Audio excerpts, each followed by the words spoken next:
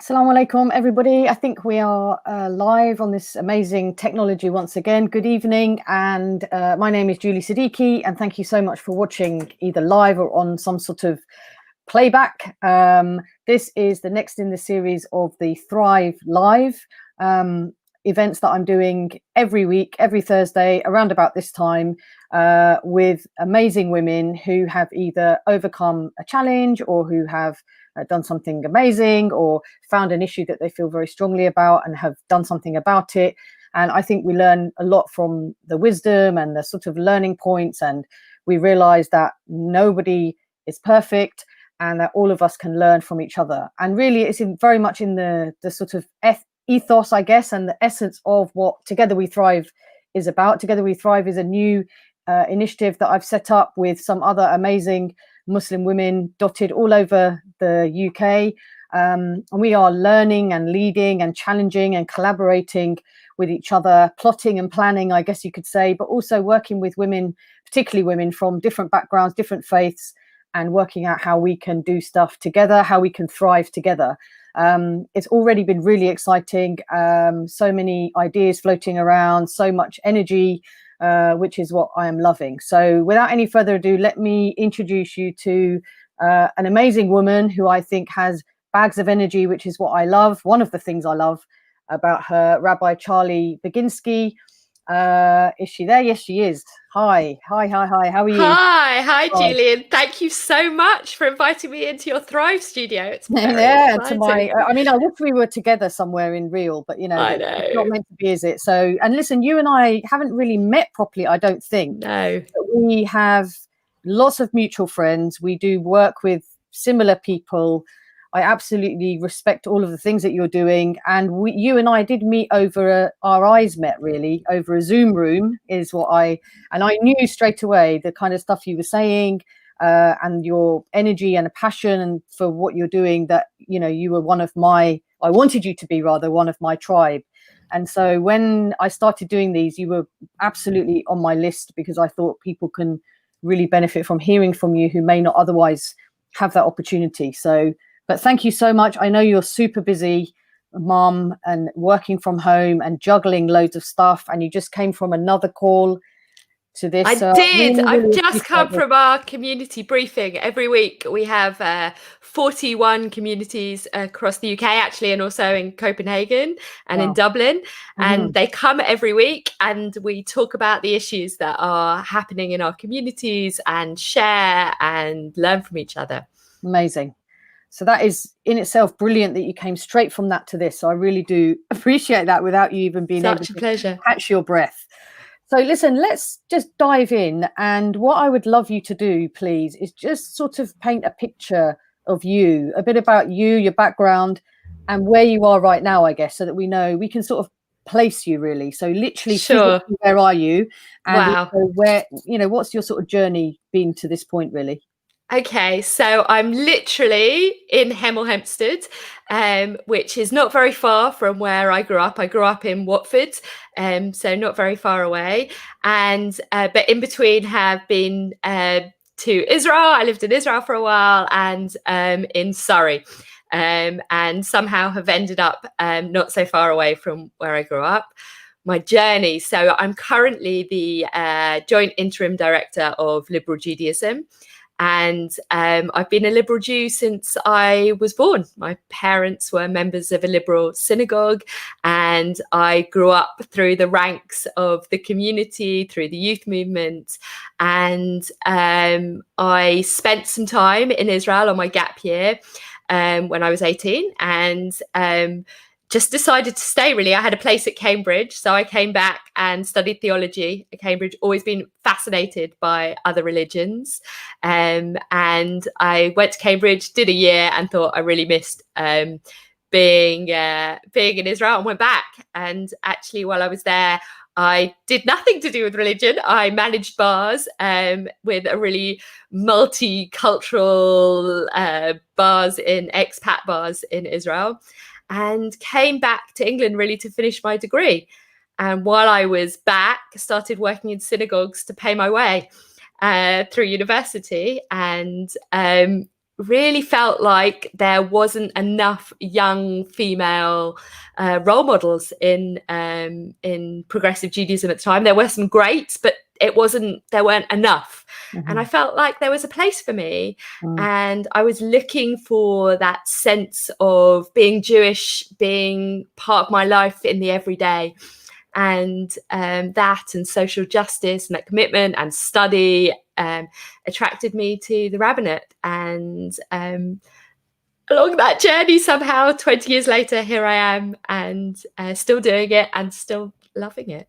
Wow, it's amazing. And as I say, your energy is really infectious, and I love people that have got that kind of positive energy, because often we come across people that don't have that, and I feel like we really need each other to be around each other in that sense.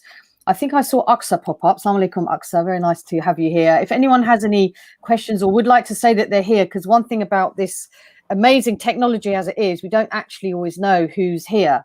So we just sort of know that people are watching, but it's impossible to know who they are. So please do give us a wave or say hello or salam or shalom or something so that we know who's here. Would be great. And if you have any questions or comments, please do put them in the comments, and then we can, do our best to answer, or at least let you look at them. And if we can't answer them now, we will do that.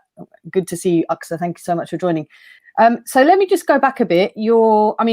Gosh, there's so much in there, hours probably of conversation that I could ask you stuff about all of what you just said, including your stay in Israel, and then all of the other things that you sort of rattle through. Let me just ask you first, where did you live in Surrey? Because I also grew up in Surrey. So really, so I was the rabbi in Kingston for nearly 15 years. Okay. But I lived in Ashtead. I lived in Surbiton, and then I lived in Ashtead.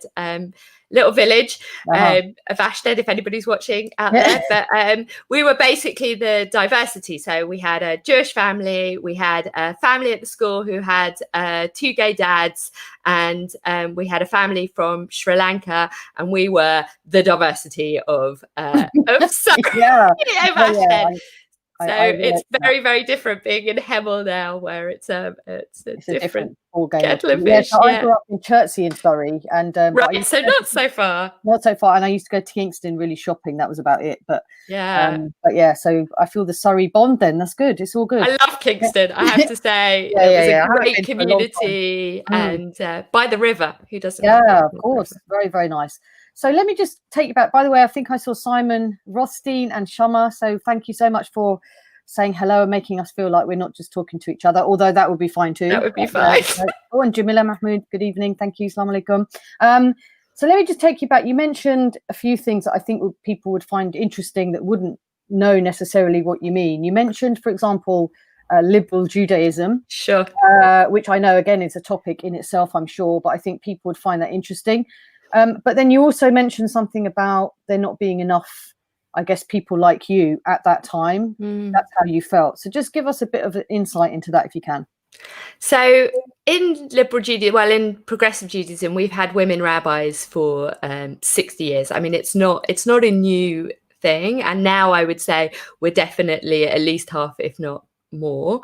But I mean, like the world, there's been a difference in the way that the profile of women has changed. So that even though I definitely knew there were women rabbis, and I had some really amazing role models, many of who are still around, role models as women rabbis, I don't think the profile was anywhere close to the way that it is now. We have female rabbis in nearly every of the senior positions across the progressive world now. But for me at the time, I don't know, maybe you feel the same. Faith wasn't something, it's not cool when you're young. And it's a very different thing to see yourself reflected in somebody who feels like they're you, and they're speaking to you, and they're speaking your language. And I remember teaching in a class in Finchley, actually, for B'nai Mitzvah students, so students around the age of 12, and really feeling like their journey was changing, not necessarily because of the content, but because they felt there was somebody that they could talk to, and somebody who it's changed now. Now my kids don't think I'm cool, but at the time, I wasn't so much older than them, and it brought alive Judaism, I think, in a place that felt relevant, and so it made me feel like I had a role within Judaism to be that leadership, and I could be that leadership. Mm-hmm. Yeah, which I think is fascinating, and certainly from I've interacted a lot with the British Jewish community over the last few years, and one of the most amazing things, certainly that youth movement sort of ethos, where pretty much every young person goes through a youth movement of some description, and then very quickly becomes a mentor themselves. I think that process is something, certainly for Muslim communities, we could really learn a lot from. And I hope that learning can happen, because I think it has made and will continue to make a huge difference if you just nurture. It sounds so obvious, but nurture that next generation. Yeah, but I don't think it is obvious. I think that one of the things I see with our youth movement is that they're so empowered. We give them so much ability to really believe they can change the world, and to be autonomous, to make their own decisions. Our youth movement is completely vegan and vegetarian. Sorry, they're not completely vegan. They're completely vegetarian, and that's their choice. They do that on every event because they believe in it. They lead the way in inclusivity, in creative liturgy, in exploring identities and what it means. And that's because we've given them the tools to say, it's yours. This really belongs to you. Go do with it. And that's a massive empowering feeling when you're young. It's a bit of a disappointment then, I think, when you leave the youth movement, because you can't necessarily find a community that matches that same sense of creativity and dynamism. So we've got a challenge there for sure.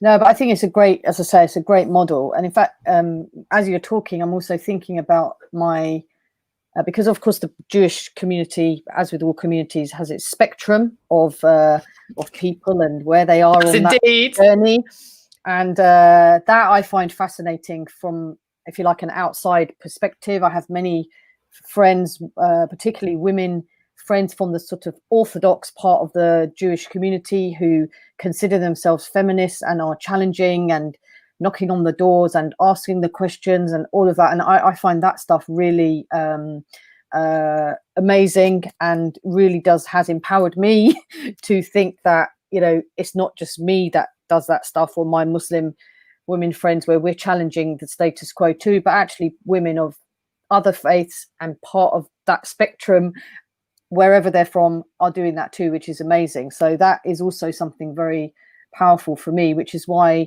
Together We Thrive, the idea of doing it together, is really powerful. So let me just go back a minute as well. You mentioned your children don't find you cool. I don't believe that for 1 minute. Well, of course I do, because mine don't either. So we're very uncool, of course.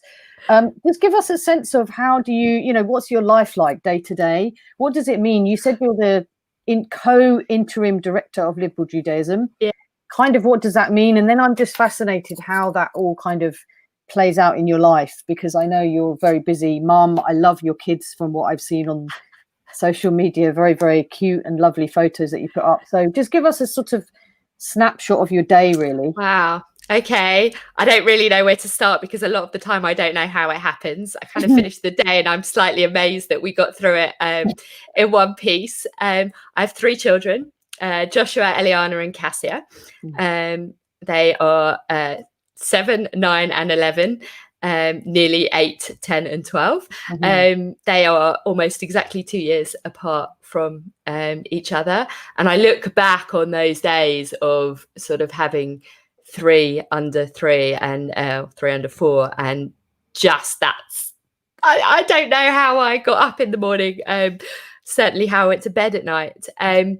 And yeah, it's a bit of a blur. Life is a bit of a blur. I'm doing a very full-on, full-time job that, however much I love, is intense and takes up a lot of time and a lot of energy.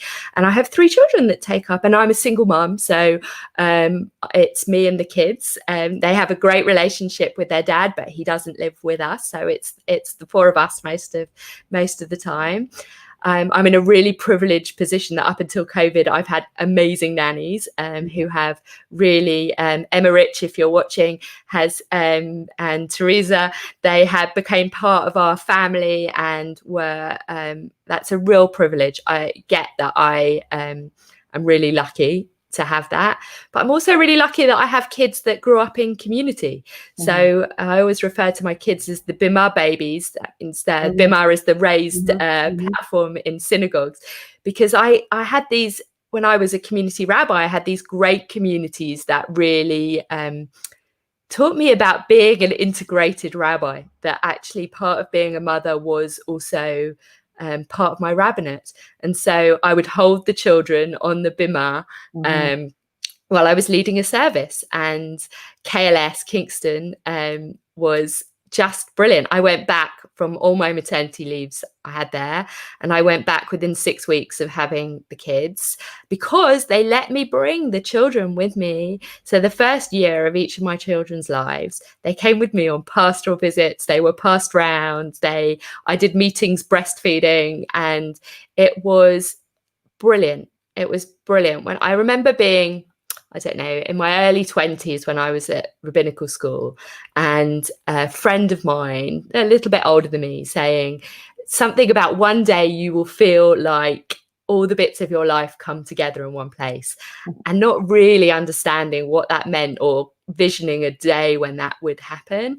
And I think, I don't know, I'm going to say this and tomorrow everything will fall apart, but I feel like I'm at that place now where I'm really honest about the fact that I have 3 children, and they're very much part of my job and my life. And life is a bit crazy when you're a mother, but actually it also has made me a much better rabbi, makes me a much better manager, balancer of time and boundary maker. And I'm so much more creative, I think, because of that, and maybe more compassionate as well. And that doesn't mean if you don't have children you're not compassionate. It just means that's been my experience, has been that I'm a bit fairer on myself because of that as well.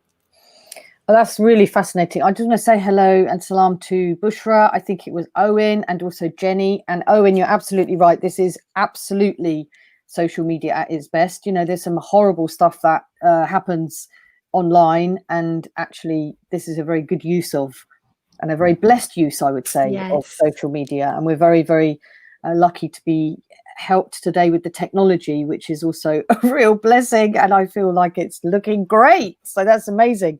I think the stories there that you just gave us a snapshot in such a fantastic way about taking your kids with you, and them being, I think you used the word integrated, which is a great word. And I think that will have made a huge difference. You know, you've obviously got that mindset, and you've had to, I guess, as well, being, as you say, a single parent. It kind of comes as part of that, I guess, where you either switch off and think that you just do one thing, or you have to sort of merge them. And I do relate to that to some extent, because I've also tried to take mine, particularly not so much now when they can say no, but yes, they were younger, they had no choice. And people sometimes still remember and say to me, I remember you being in a meeting, and whichever one of my children, Issa or Naseba or whatever, are sort of underneath the table and lifting up the cloth and, you know, doing all of that stuff, and drinking way too much tea and all of those kind of things that we had. So, you know, I think it's a great thing, but you've obviously set that as a mindset. I mean, how much, and you talk about it in a very positive way, you must have had some pushback or something somewhere where, you know, what's that look, or not? I mean, if you haven't, then fine, but I mean, what woman hasn't? I don't think there is any woman in any environment that hasn't had some pushback. I have to give my mother some credit. I'm my father, but my mother was an amazing example of what was possible.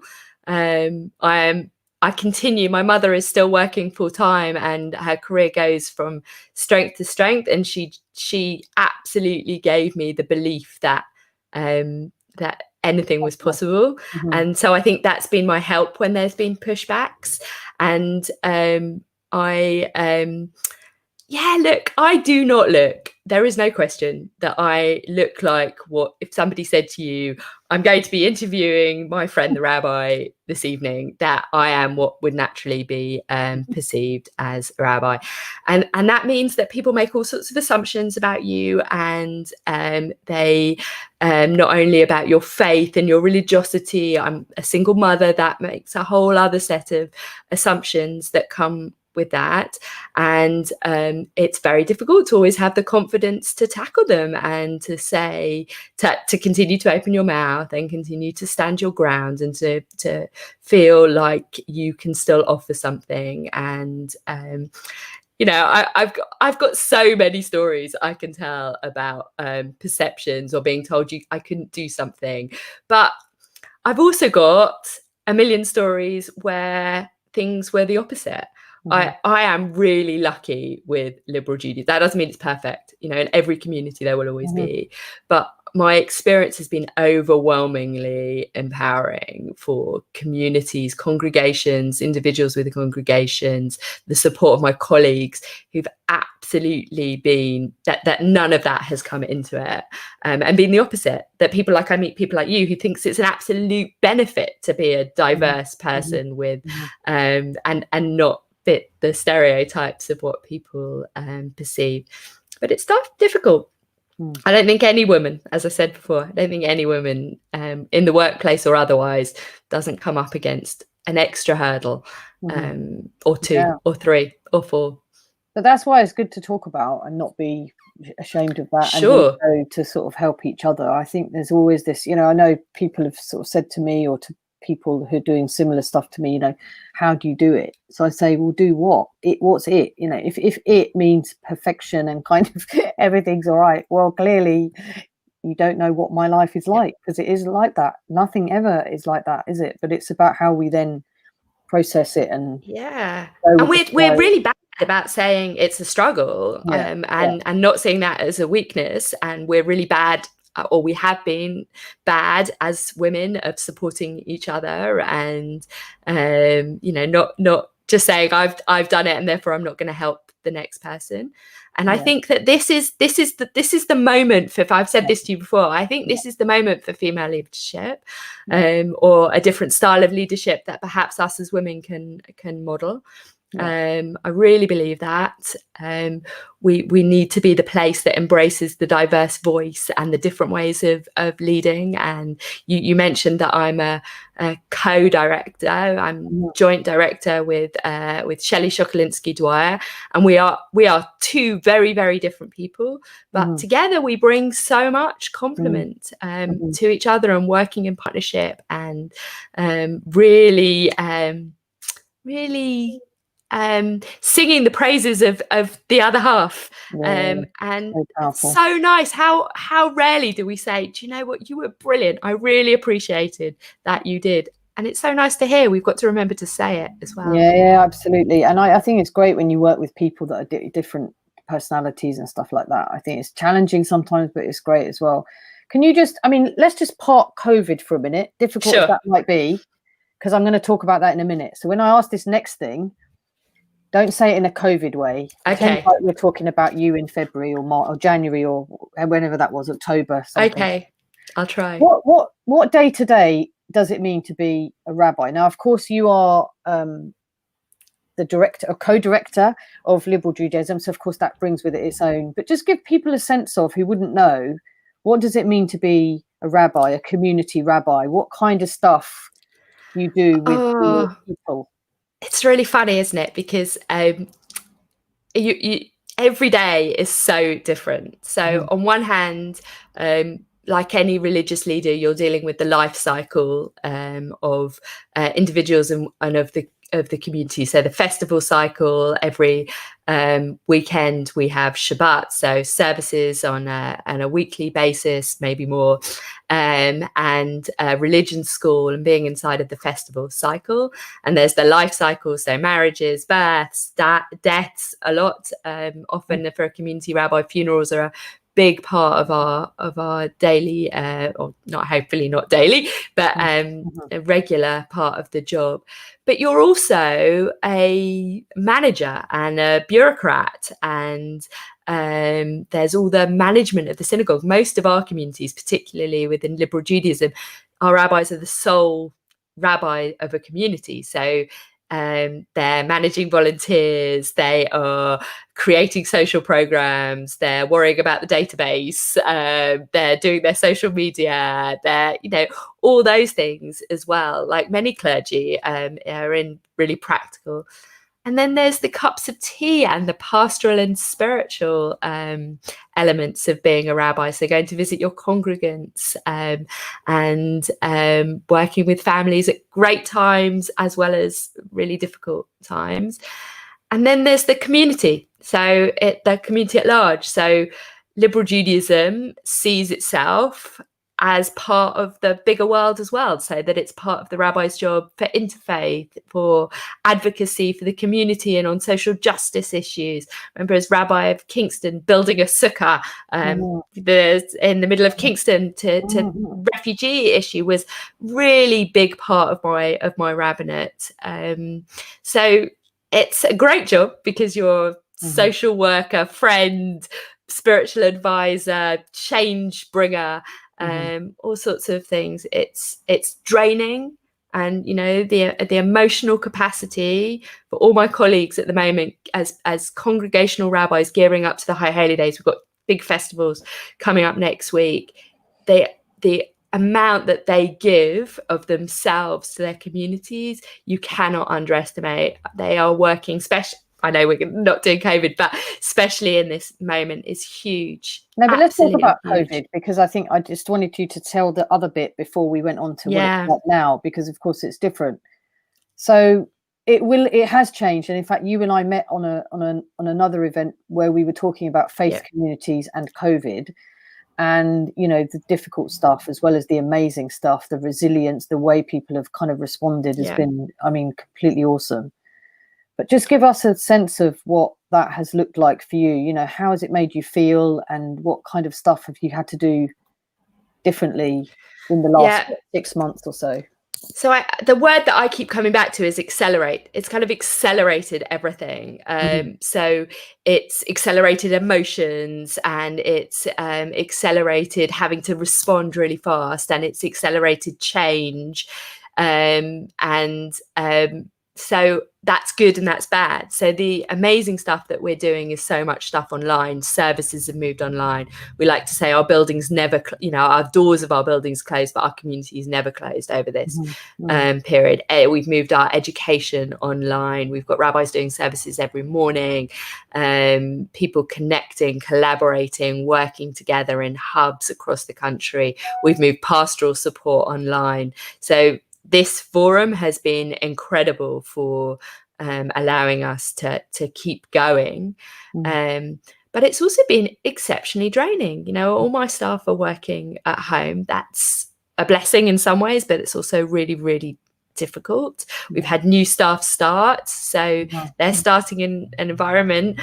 One of our new movement workers said to me, I was just so much looking forward to that office feeling, that water cooler moment, and I haven't. That's heartbreaking, because you want to reach out and allow their first job to be such a great moment, and that's really heartbreaking. And we've had groups were supposed to be on tours and camps, young people missing out on those connecting experiences. And I think it's going to be a while till we see the impact of having lost some of those really key moments in people's religious journeys, people who've missed their weddings and their baby blessings. And what do you do with a baby who has missed that baby blessing? And there's not a sense of Judaism that baby blessing is somehow transformative and saving their soul, or we don't have that idea, but it is a marker. And so I think we're all in a sort of liminal moment, in this kind of permanent liminal state without knowing how to come out of it. Because how many rituals we invent online, and they are really meaningful for people, it's not the same as the real markers of being together. And I think that's the biggest challenge. And as we go into a new year, it's Jewish New Year, that sense of being, how do you mark a new start of a new year in this time is tricky. And so there's huge amounts of creativity. We're doing some brilliant things that I'm loving. And I've just come from York. I was at York's AGM before, our York Community's AGM, just before our community briefing.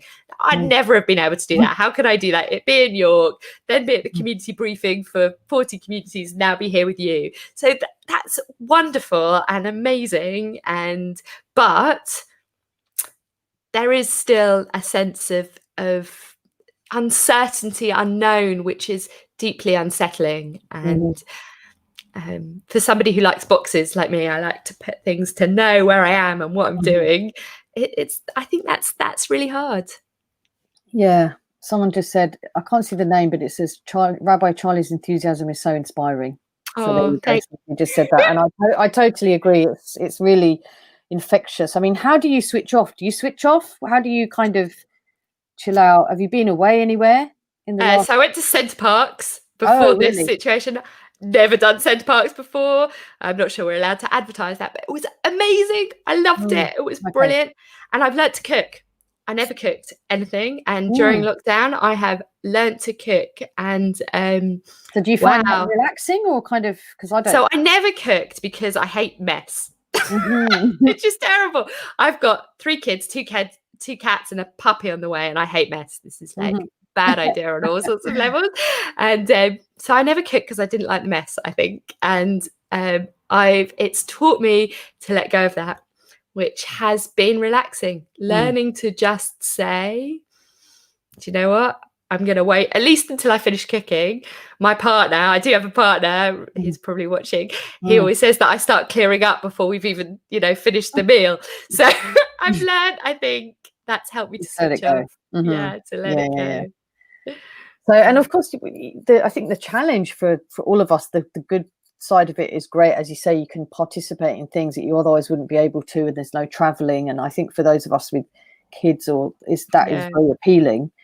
The downside, I guess, of course, one of them is that sort of overlap, between your work and home and family and relaxing and working and praying and feeling. And I mean, it all kind of just has sort of become one, hasn't it? It's not always easy to separate those things out, which I think, going back to your integrated life point, I think is a great thing, but it can also, I think, take its toll as well on everyone. Absolutely. Yeah. I mean, I remember as a community rabbi always, particularly when I lived quite local to the synagogue, it was always really hard going to the supermarket because you always think, I'm going to bump into a congregant, they're going to look in my trolley and think, too many bottles of wine or, too much fatty food, whatever it is that's your vice. And so even when we're not in this situation, I think as clergy or as people very involved in community, those boundaries are always really tricky. And with COVID, we've had an extra kind of layer that you can see straight into my house. I'm not great at putting up this screen as many people do behind me. I love that. I mean, that is a cat thing, isn't it? That is a cat tower. Yeah. I think on the last one that we did together, your cat actually did perform nicely and sat on that. I know. They're usually very stark. Cats don't, do they? They don't always do what you want them to do at all. No, nor children, which has also been the joy of COVID and watching into people's houses, is that children don't perform quite as they would like them. It's really good. So let me just, before, and we're going to go on to my 5 in 5, so we're going to give it a go. But before we just dive into that, and I ask you those 5 questions, what do you think, what's your hope? I mean, we talked, you talked a bit about women supporting each other. What do you think that might look like? Because it's something I feel very strongly about. I've done lots of different work, but the thing that really gets me up in the morning, can potentially keep me awake at night in a good way, is this kind of stuff. Women, I think you're absolutely right. It does feel like a moment for sure. Now this is us talking in 2020 in Britain, where lots of amazing stuff has happened before. So I always sort of caveat my stuff by saying, look, I don't see myself as doing anything particularly new as such. I think we're just building on what other people have done that's worked, some stuff that hasn't worked. But what do you think that might look like now for people like us working together, being very different, but also finding points to connect? What do you think that might look like for women going forward, or women, I think, of faith communities, for me particularly, is of interest, because I think there's just an untapped market there. So I think what we've seen from leadership too often in recent times has been one voice, has been this sense that strength and truth lie in one voice. And for me, this is the point for women's leadership, or a different type of leadership at least, is to be able to say this and this is the truth. And actually we can talk about it constructively, and my truth it's so deep in Judaism, this idea of being able to hold different truths at the same time. And I'd love us to reconnect with that idea that to learn and to hear is not a weakness, and to lead together side by side is also not a weakness. So for me to say, do you know what, actually I'm not very good at this, I do need somebody else to be able to take that, and it's taught me something and I've learned from something, is not a weakness. That's a huge strength. And I want to hear us amplify each other's voices, and to lead side by side, and not to see that as somehow, because that's female, because we're doing it, we're co-leading, that somehow that is less good, or because we're not as good. And that takes us coming into this moment of feeling confident to say, this is just a different way of doing things.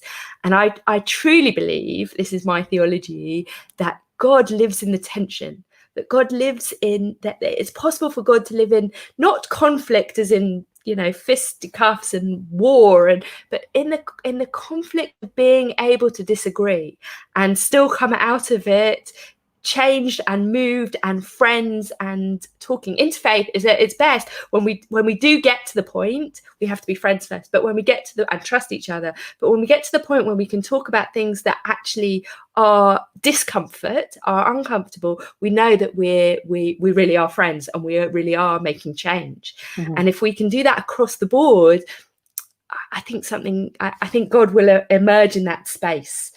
Yeah, it's very exciting, really. I mean, we could honestly, I knew this would happen. We could talk about all this stuff for so long.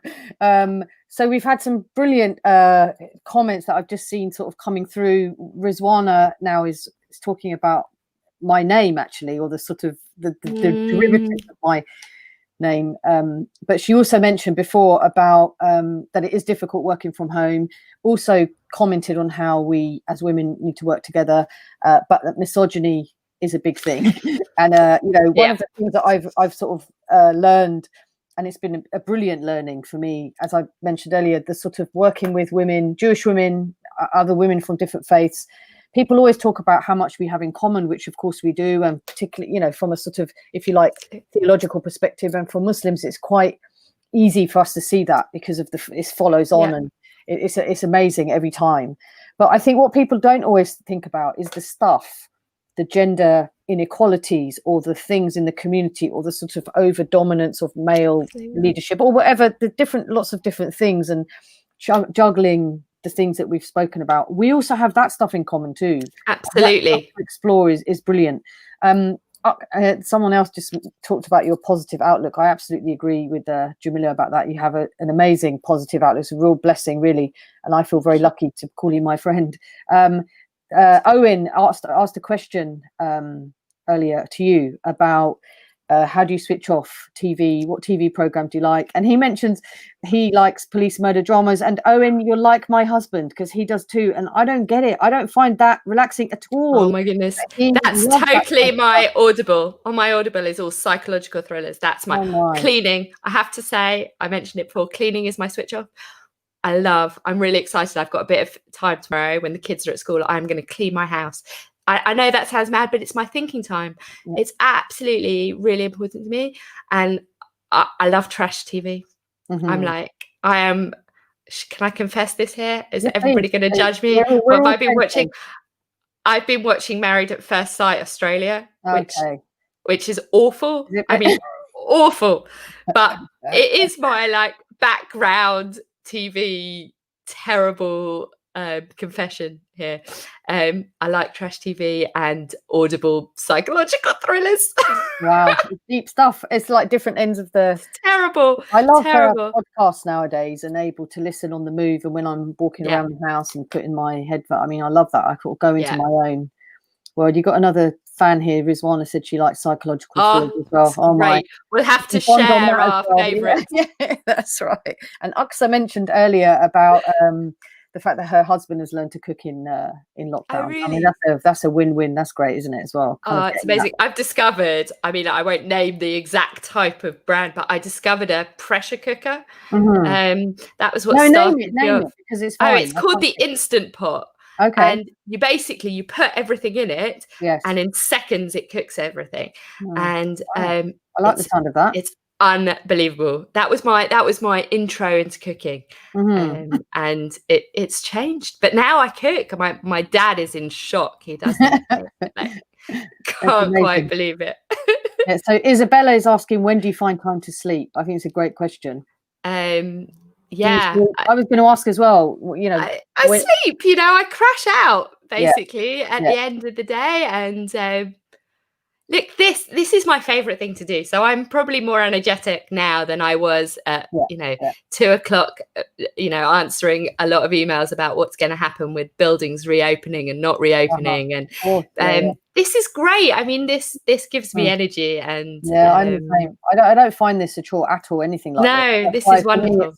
And people often say, and I think, no, you know, if you're around the right kind of people, it never gets boring. I mean, I feel better as a person myself. It gives me distraction, that. And I have to say, I'm doing a job right now that, I have wanted to do for forever. Like Liberal Judaism for me is, I'm so proud of being able, for this short period, for this interim period, of being able to be leading the movement. I mean, it's a privilege. It's exciting. We're doing great. I mean, the things that the movement is doing and my colleagues and our lay leadership are doing, it's just brilliant.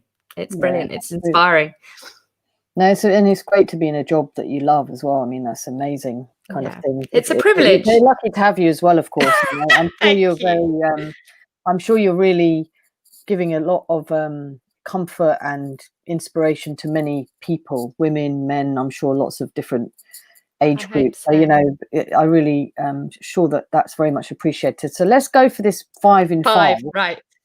So the idea really is, especially for me, but I think for you too, because I can see you're like me, the discipline of me asking you 5 questions, you're answering within 5 minutes, all of it, or sort of ish. So 5, 8, I'll give you that. I'll give you that. I'm going to not ask you too much. I just wanted to do it so that people can get an insight into some different bits of Rabbi Charley. And I'm asking it the same every week, but without me digging in, even though I'll be very tempted to ask you more about each one. And we could talk a lot about, I'm going to try not to do that. Is that okay? Yeah. So first one, actually, the first one is sort of 2. One is, part of it is a favorite food and a favorite part of the world. So both of those, but you don't have to. So my favorite food, I love duck and pancakes. That's my favorite. That's my go-to comfort, amazing food. It's my favorite. My favorite. Favorite place, it's a bit split, which is a bit like my personality. So I love Seven Sisters by the Sea. It's near Seaford. Amazing. My favorite place in the UK to be. And my other favorite place has to be in Israel. Anywhere, I'll take the desert, or in the north where I was at university. I've got a lot of friends there, family there, and I feel very so between the two, if I'm allowed to take 2 places with me. Yeah, we'll give you that. Okay, so next one, your favorite verse from the Bible or a Jewish teaching?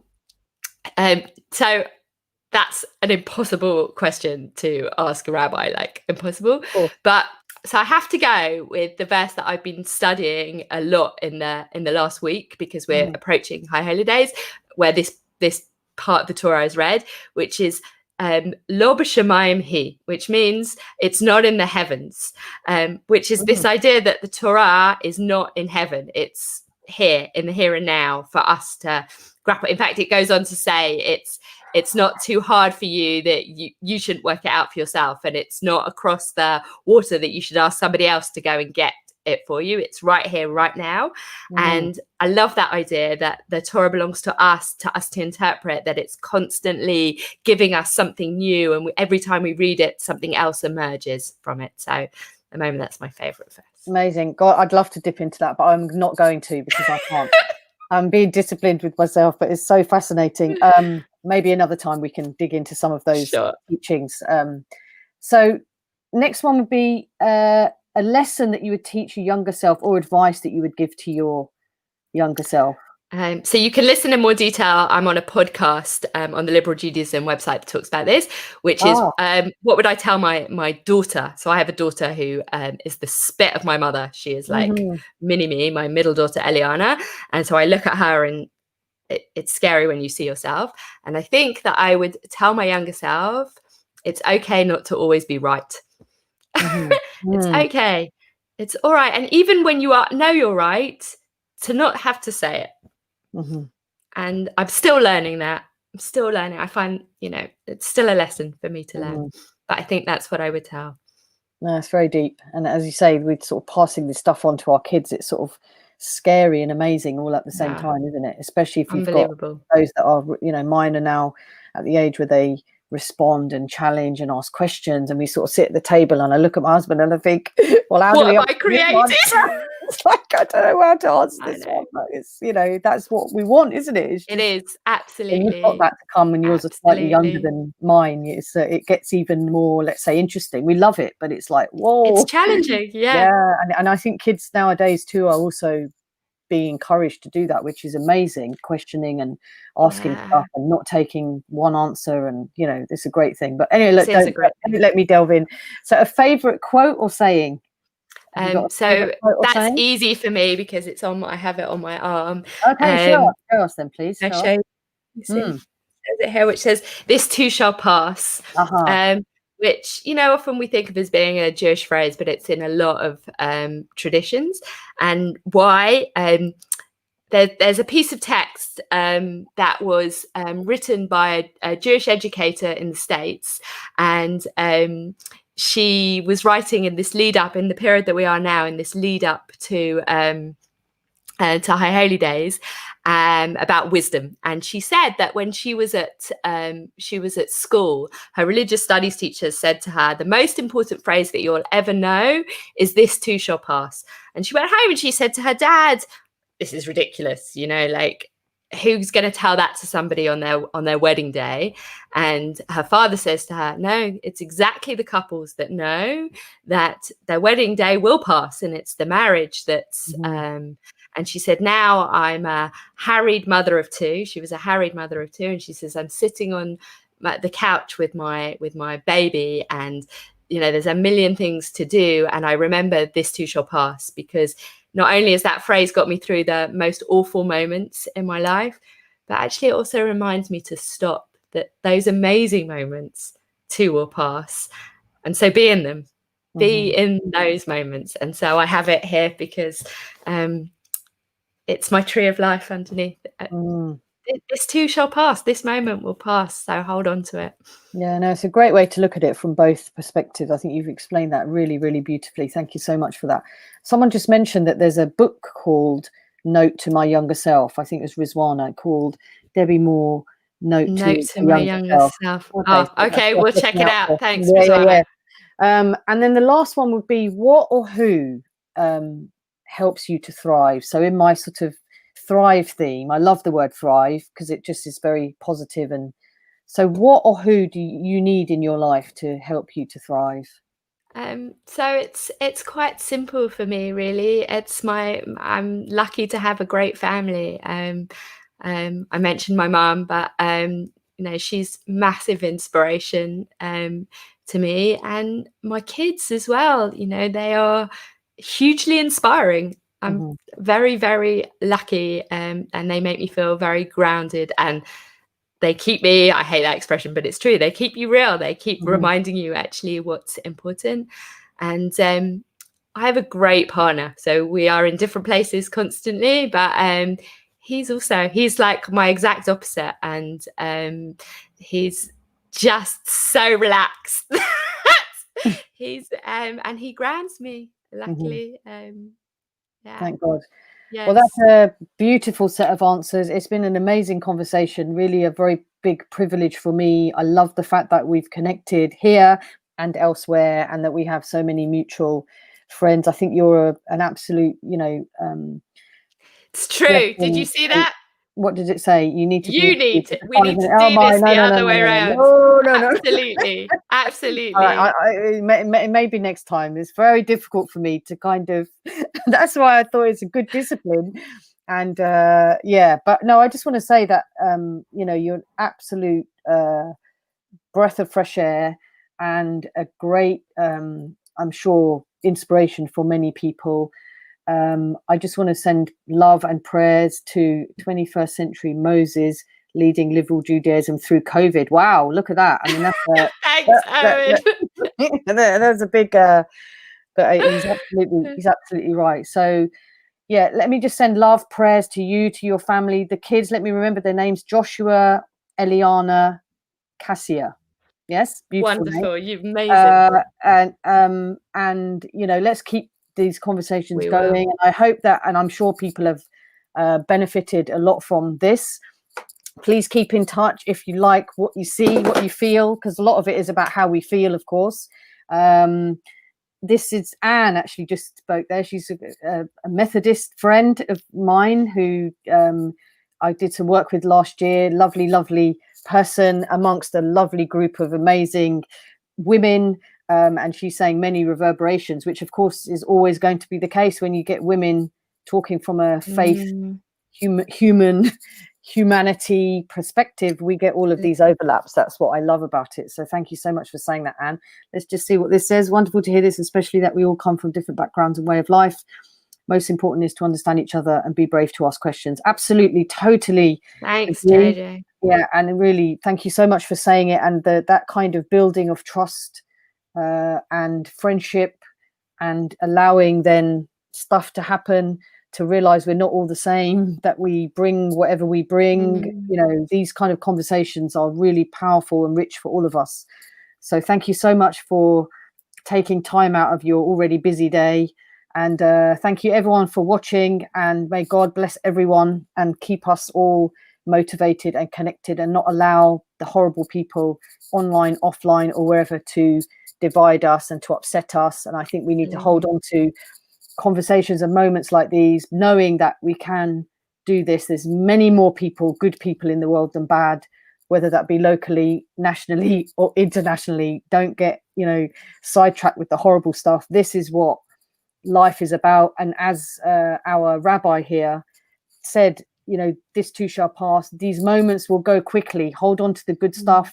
Don't sweat the small stuff, which I've got as a postcard I just bought to put, because it's important for all of us to remember that. And make the best of it, and reach out to each other. Often we're made to feel that we have to kind of go inwards. And of course there's we didn't talk about the historical Jewish Muslim stuff because I didn't want to, because it's not about that, and people can explore that with each other. It's not to say those things aren't real and we need to talk about stuff that's happening abroad or here with each other, but you need to build the friendships first and the trust. And that's what we at Nisan Hashim do, of course, to plug for Nisan Hashim Jewish and Muslim Women's Network, the biggest one in Europe. And it's really at the heart of it is about that friendship, getting people to build the friendships, get to know each other. And then you can basically talk about whatever you want to, but that trust and that friendship has to be there first. So thank you so much, Rabbi Charley. Have a wonderful evening, and to be continued, I guess. Thank you so much. Thank you everyone for watching. Good night, everybody. Thank you.